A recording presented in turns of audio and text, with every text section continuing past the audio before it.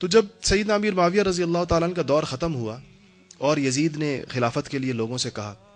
تو یہ پیغام خانوادہ رسول تک بھی پہنچا کہ آپ بیعت کریں، اور اس کی کوئی شہرت اور ریپوٹیشن اچھی نہیں تھی، اور یقیناً جو اس کی شہرت کی بنیاد پر سیدنا حسین رضی اللہ تعالیٰ عنہ اس کو خلافت کا مستحق نہیں سمجھتے تھے یا بیعت کے لیے اس کے لیے تیار نہیں ہوئے۔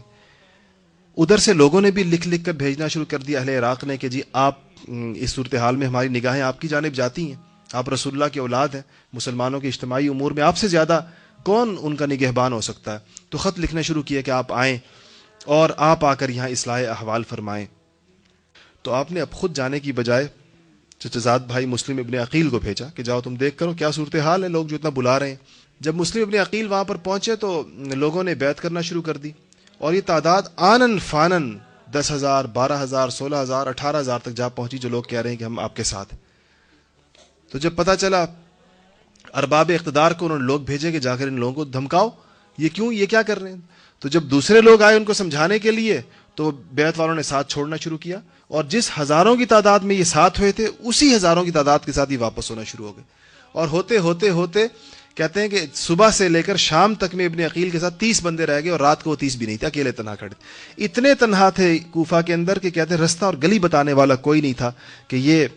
حسین ابن علی رضی اللہ تعالیٰ عنہ کا چچا زاد بھائی اور حضور کے بھی رشتہ دار، کہ یہ اس کو رستہ، جس کو دعوت دے کر بلایا ہے اہل عراق نے، کہ اب یہ بتاؤ کہ اس کو رستہ بتاؤ، گلی سے کہاں نکلے گا ہی۔ بہرحال ان کو وہ گرفتار ہوئے اور ان کو شہادت ہوئی، اور انہوں نے اپنی شہادت سے پہلے اس بات میں، وہ چونکہ ایک پیغام تو 18,000 لوگوں کی اور ہزاروں لوگوں کے ساتھ ملنے کا پیغام تو حضرت حسین کو جا چکا تھا،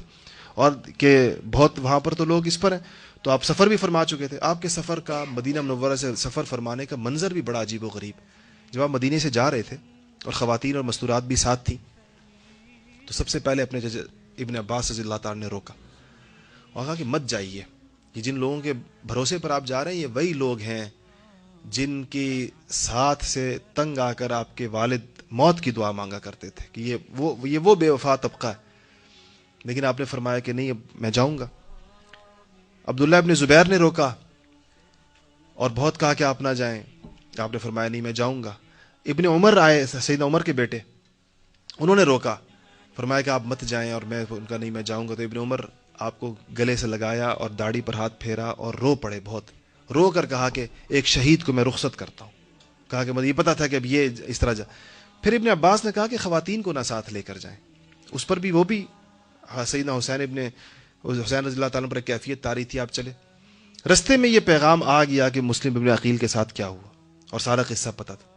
مگر اس تصویر استقامت نے اس پر اپنا معاملہ رکھا نہیں کہ یہ صورتحال ہے، کا پھر بھی میں سفر جاری رکھوں گا۔ فرزدق ایک بہت مشہور عربی کا شاعر ہے، فرزدق، وہ رستے میں ملا، تو آپ نے اس سے پوچھا کیا حال ہے اہل عراق کا، تو فرمایا ان کے دل آپ کے ساتھ اور تلواریں آپ کے دشمنوں کے ساتھ ہیں۔ عجیب ایک جملے میں اسے تعبیر کی کہ یہ وہ لوگ ہیں، دل آپ کے ساتھ ہیں لیکن تلواریں آپ کے دشمنوں کے ساتھ ہیں، مطلب یہ کہ وہ آپ کے خلاف۔ اس سے اندازہ لگائے نہیں، وہ حق پر حسین ہی کو سمجھتے ہیں مگر استقامت نہیں۔ بڑی عجیب بے بسی کی تصویر تھی۔ اس طرف خواتین ہیں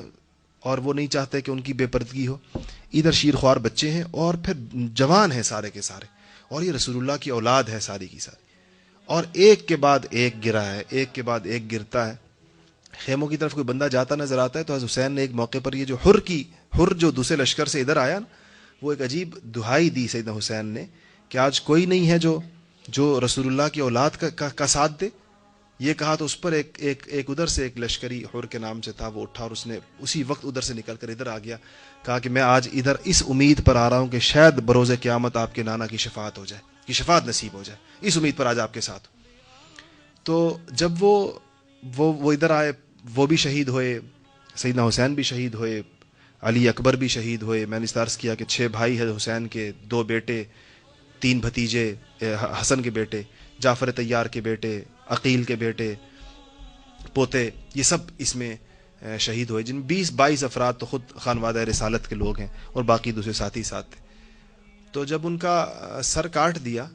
اور 2-3 دن تو یہ لاشیں وہیں پڑی رہیں، اس کے بعد ان کے جسد کو دفن کیا گیا اور سر ان کا ابن زیاد کے دربار میں بھیجا گیا۔ تو کہتے ہیں جب ان کا سر دربار میں آیا تو وہ بڑی تکبر کے ساتھ تخت پر بیٹھا ہوا تھا اور چھڑی کے ساتھ آپ کے ہونٹوں کو یوں چھڑی کی نوکیں مار رہا تھا۔ تو اس مشہور صحابی زید ابن ارقم رضی اللہ تعالیٰ عنہ وہاں کھڑے تھے. تو کہتے ہیں انہوں نے کہا کہ رک جا، خدائے واحد لا شریک کی قسم، میں نے ان ہونٹوں پر رسول اللہ صلی اللہ علیہ وسلم کے ہونٹوں کو بوسہ دیتے ہوئے دیکھا ہے. ان ہونٹوں کو میں نے دیکھا ہے، یہ منظر کہ رسول اللہ نے ان ہونٹوں کو بوسہ دیا، اس چھڑی کو ہٹا ان ہونٹوں سے. یہ پیغام سیدنا حسین رضی اللہ تعالیٰ عنہ کی قربانی ہر مسلمان سے اس استقامت کا مطالبہ کرتی ہے کہ جس کو تم حق سمجھو، قرآن و سنت کی روشنی میں جس بات کا حق ہونا طے ہو جائے، اس کی حمایت اور اس کے ساتھ کھڑے ہونے کے لیے بڑی سے بڑی قربانی سے دریغ نہیں کرنا.